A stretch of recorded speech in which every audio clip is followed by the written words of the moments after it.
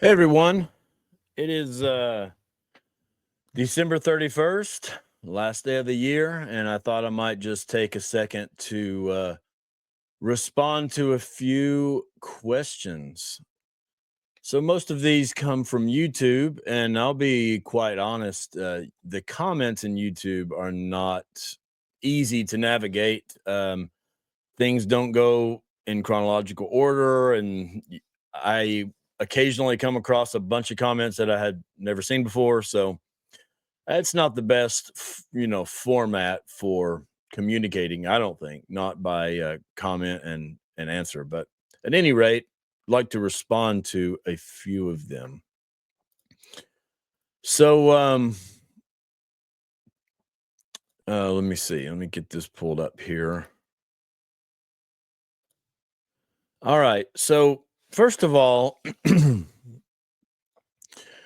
I had someone yesterday saying that I must be deleting comments because they weren't seeing them. They said, "Oh, this guy's definitely a fake and a phony and a fraud because he keeps deleting all the negative comments." Well, I responded, "I have not deleted any comments." I said, "You are lying." And he says, "Well, there someone must be deleting them." So I did a little search today and I saw that there is a place that YouTube holds comments, and they hide them if they think they might be offensive. So when somebody's calling me an idiot or a moron, it'll probably put them in there. So yeah, if there is a comment that's you're not seeing, that's probably where it's at. I was going to try to authorize calling me a moron since I was the one that started a podcast under the name Mormon Moron, but I didn't see anywhere where I could authorize that particular word. Um, this next person says, "Dude, don't know if you're pumping out so much content because you're trying to build a channel fast, but sure hope this doesn't cause you burnout. It sucks." Also, the resemblance to JD Vance is starting to weird me out. Okay, well, the last part, I don't know. What do you guys think? Do you see it? I will say that I have heard this about 8 or 10 times now. So I don't know. He looks like a fine fellow, so I'll take that. The first part, I will admit it. When I do something, I kind of jump all in, jump feet first. I probably overdo it, and um, you know, I'm not trying. Hopefully, I'm not going to burn out. I am trying to build a channel fast, but I also just enjoy this type of thing. I enjoy Mormonism, and I enjoy pointing out some of the things that are troublesome. So I don't know, but you are right. I do seem to kind of overdo some things. All right. Let's see here. If you were truthful, you wouldn't call yourself a bishop. You gave up that title, and now you're using it to get gain. This is called priestcraft, and you're fitting the definition exactly. And another person says, "Why refer to yourself as bishop?" Okay, fair enough. This started actually when John Dehlin referred to me as bishop, and I felt really weird at that point. I was like, I don't know about that, John. Uh, I've not been bishop for a few years, but he says, "Oh, come on, once a bishop, always bishop," and that is true in our church. Shoot, I remember attending, walking down the hall after having been released, and I would pass the current bishop in the hall, and then I would see someone say, "Hey, bishop," referring to me, and I always felt like that felt funny, for him. Um, but yeah, we do have this thing in the church. Where it came from, I don't necessarily know, but it's just kind of a saying: "Once a bishop, always a bishop." So in that sense, yes, I am a bishop. I have not resigned or been excommunicated. Therefore, that is still my priesthood status. And just to make sure about that, I went to my LDS tools, and lo and behold, on April 29th, 2012, I was ordained bishop. So that's good that I wasn't mistaken there. Um, However, I didn't really, I guess, embrace that until I started this channel, the Bishop's Interview. It is true. I originally started calling myself the Mormon Moron in an attempt to kind of keep it light but after inviting other guests to come on and things, I felt like it was a little funny for them to say, "Oh yeah, I'm going on a podcast today. I'm going on the Mormon Moron." So, anyways, someone suggested, "Oh, you should do interview with a bishop." So that's what I did, the bishop's interview. No, I don't. I don't take that title very seriously, but that is still my priesthood status. I am an ordained bishop. Okay, let's get into actually one question that is a little bit more serious from Mike Seeger. Just wondering, guys. Now, this was directed to Tracy and I on one of the comments from the video of we excommunicated a member, or I think it's we excommunicated a woman. But anyways, just wondering, guys, if you're thankful for the blessings you receive during your years in the church. Um, he'll go on, and I'll continue in a sec. But absolutely, um, I have always claimed that I received blessings from being in the church.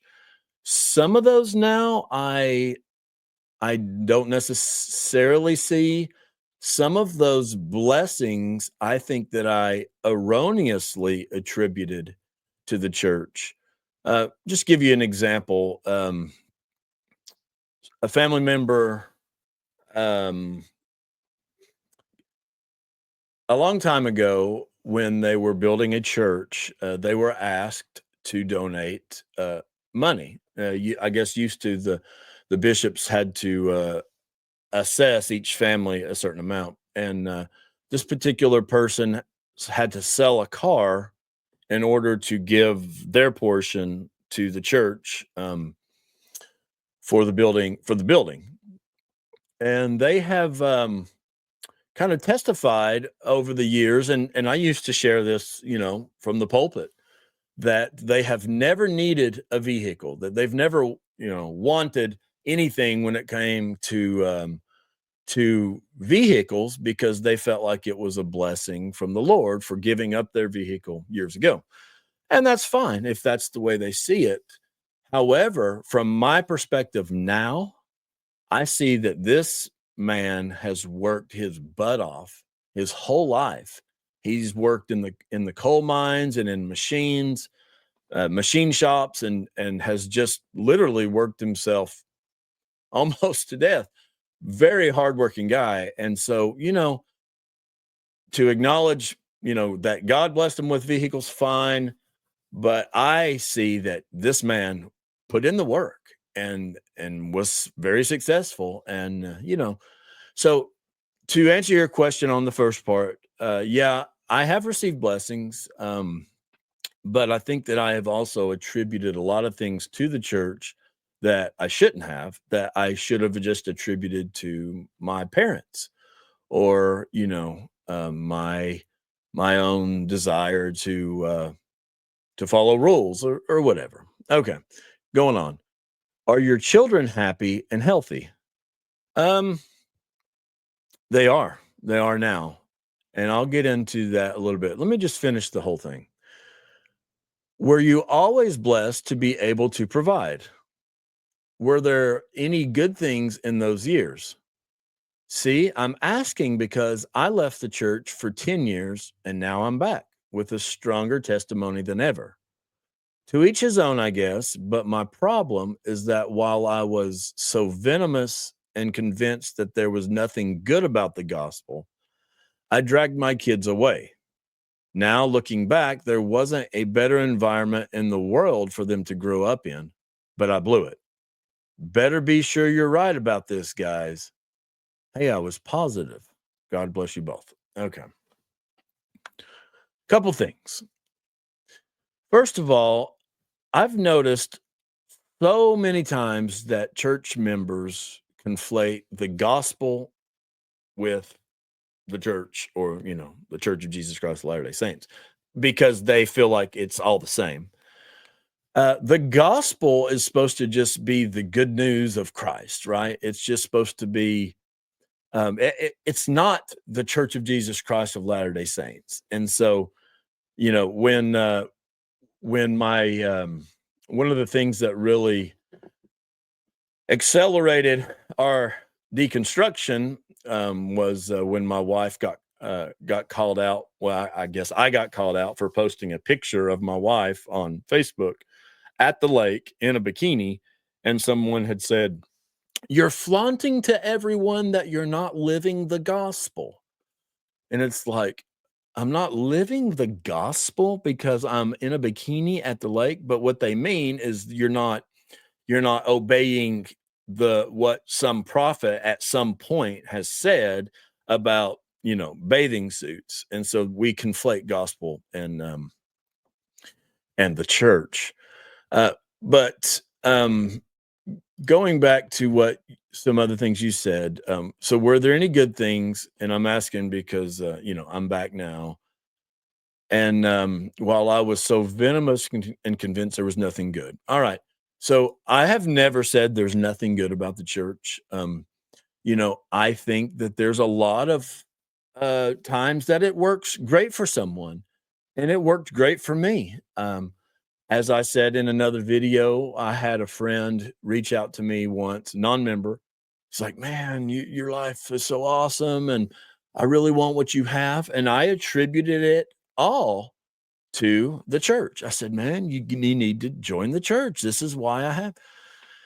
And so, yes, I have always thought that the church, what you might call the gospel, um, is what had blessed me.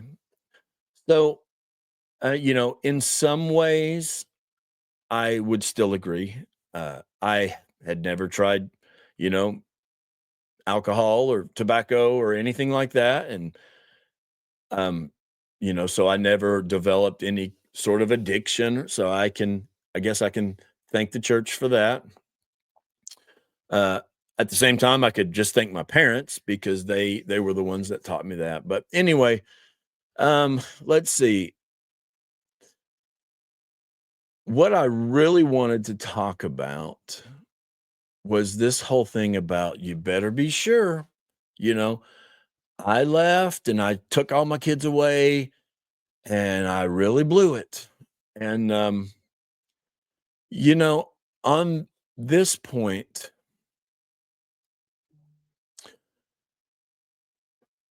this is why I ended up like this.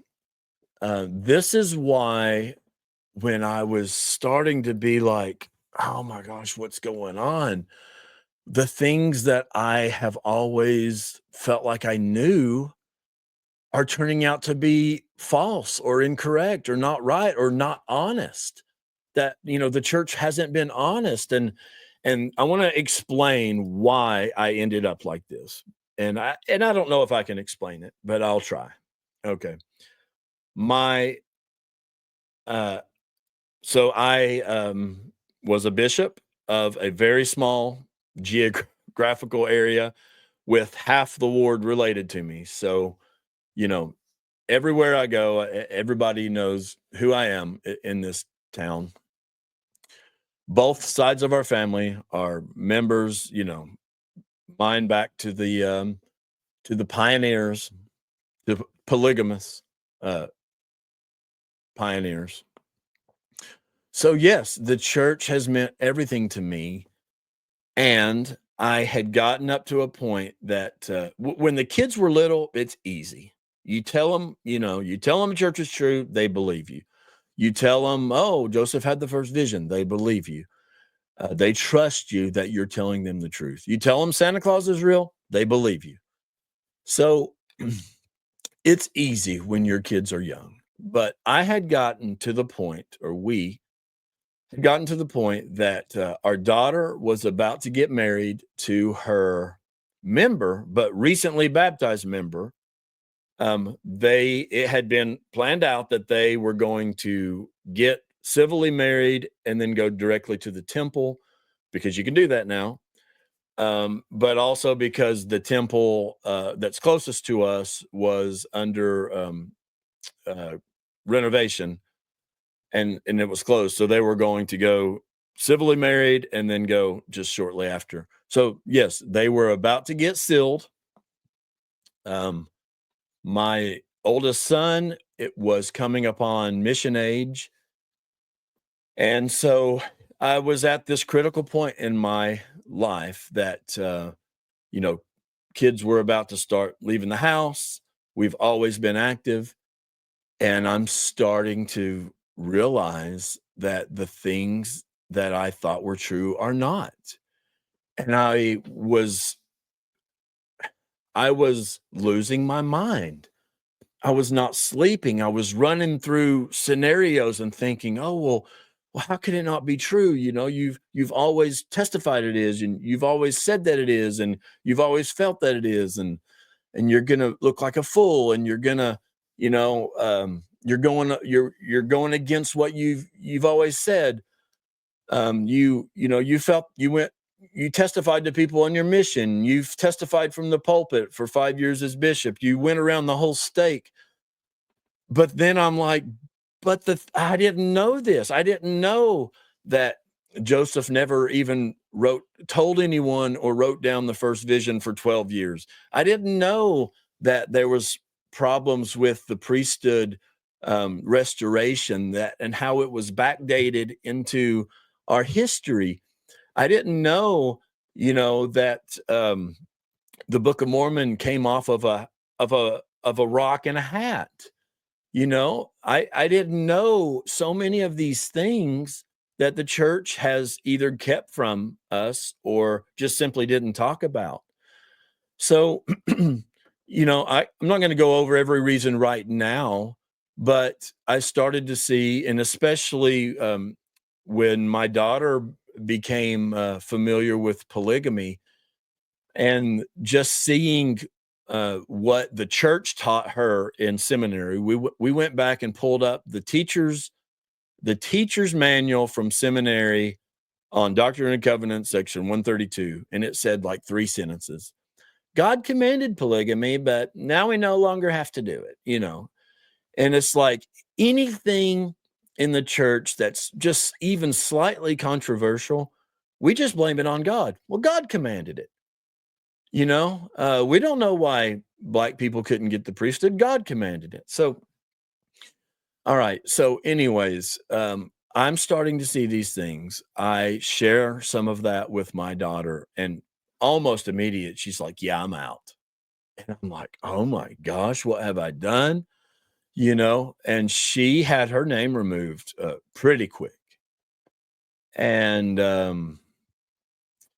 so, yeah, I was in this stage of exactly what you said. I sure hope you're right. I sure hope you're doing the right thing.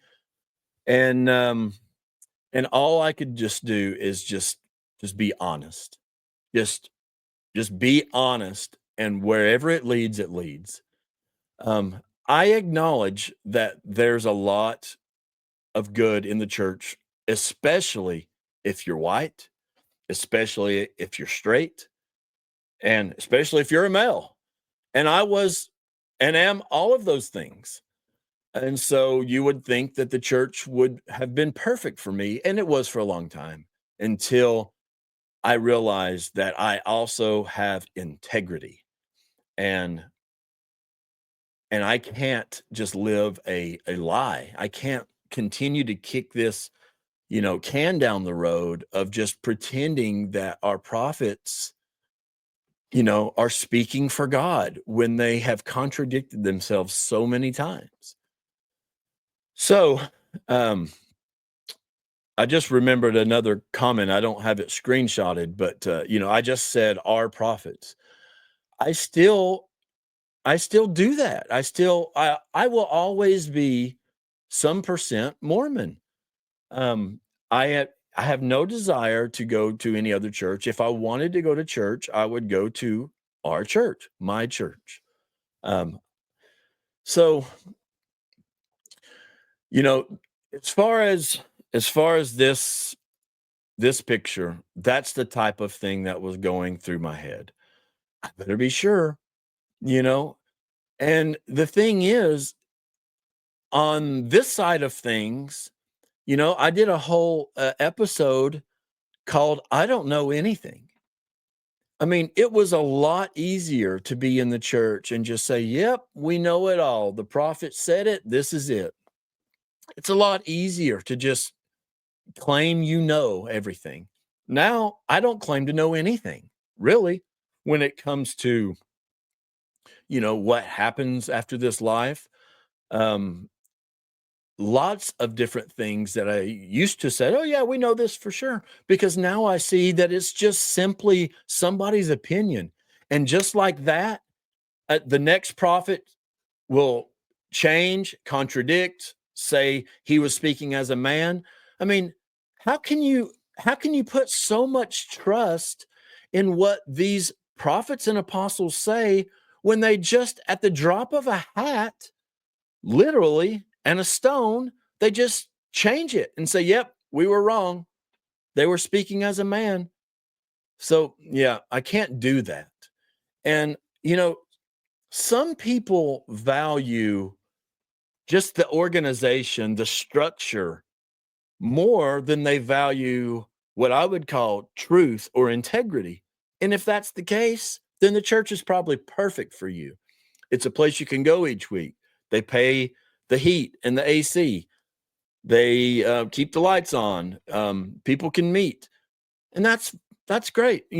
I love to be there. I used to love to do church activities. I used to love to do linger longers and shoot the breeze with everyone.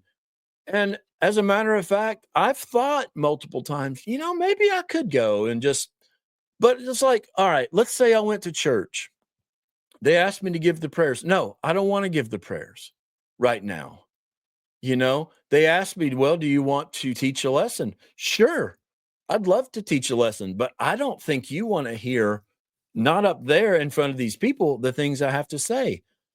What are they going to have me do? Stack hymn books? Well, I love music, but I don't know that I want to sing certain songs right now, So I just don't, I can't really be there. I love engaging with people. So this podcast has been a great way to do that. So, those are my answers, honest answers to what I hope are honest questions. And I look forward to a new year of bringing you my honest takes, my honest perspectives. And for me, I do value honesty and integrity over really anything else, especially when it comes to the church and religion. So I think that's always going to be the answer: is just be honest. And unfortunately, I don't think that our church leaders agree with that. They've said just because it's true doesn't mean it's useful. And when the prophet speaks, the thinking has been done, or whatever. And we can never lead you astray. These things are super problematic. And if you believe those and then come to find out that they contradict each other and they haven't been honest and they can and have led us astray, then you see how I ended up in the emergency room twice.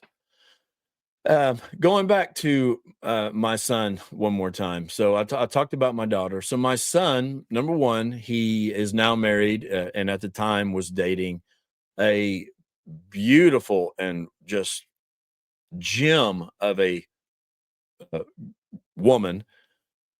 She is half black, and so as I started to see the terrible things that our church leaders have said about, you know, the African race or black people and why they were cursed and things like this, that was starting to be quite eye-opening. Did I care before? Yeah, I cared, but it didn't really land with me.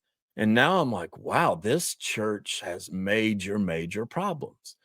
Not only that, my son had never been, one to want to get up in front of people to speak, and, I never really felt like he would go on a mission. I hoped he would, and I was encouraging him to, but I had already started to sense that he wasn't gonna go and that he knew and that he felt that I was going to be, not proud of him, And so I guess what I'm getting at is I am much, much happier now.